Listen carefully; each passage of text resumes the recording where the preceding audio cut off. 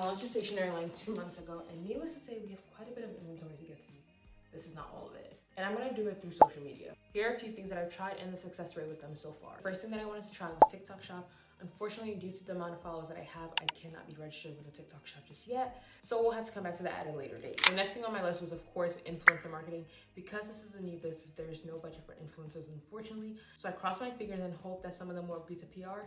Unfortunately, that was, yeah, crickets. And I mean, rightfully so, everybody deserves to get paid for their work. Figuring out what doesn't work does bring me one step closer to figuring out what does work. So that means all I can do for right now is create some content. The one type of content that I thought would work well, but actually did not, was static videos and pictures of the product. I noticed that that type of content usually gets likes, but it never gets engagement in terms of comments and actually converting sales. People see it, it's cute, they love that for you, that you have your brand, but what does that have to do with them? And I noticed it not just in my content, but also on people who did similar things to me. I don't know what their sales look like, but in terms of engagement, of comments, of getting people to talk about it, I noticed it didn't always convert that. I will say sometimes that type of content does work well on Instagram more than TikTok, but that's a whole different thing that we're still learning. I went to a business conference recently and they said sometimes you don't have to reinvent the whole rule book. Research your industry, see what works, and follow that template. One thing that I have seen to work regardless of the industry, and again, why research is important, is storytelling. I've noticed that people don't just want to see the end result, they want to see the progress, they want to see your journey. I see people like Justine's camera roll, who shared her journey to becoming an influencer. Another person is the owner of Little Sweet Tree, who shared her journey to opening her store in New York,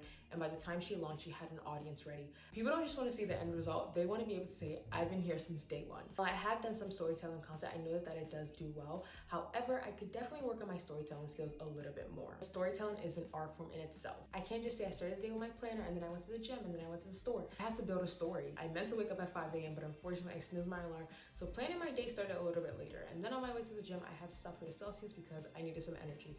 I had to throw in a little bit of challenges in there to keep people entertained. It is an art form that needs studying and a lot of work. So I'm gonna have to lean into that a little bit more. Another form of content I realized works a lot regardless of what industry you're in is series.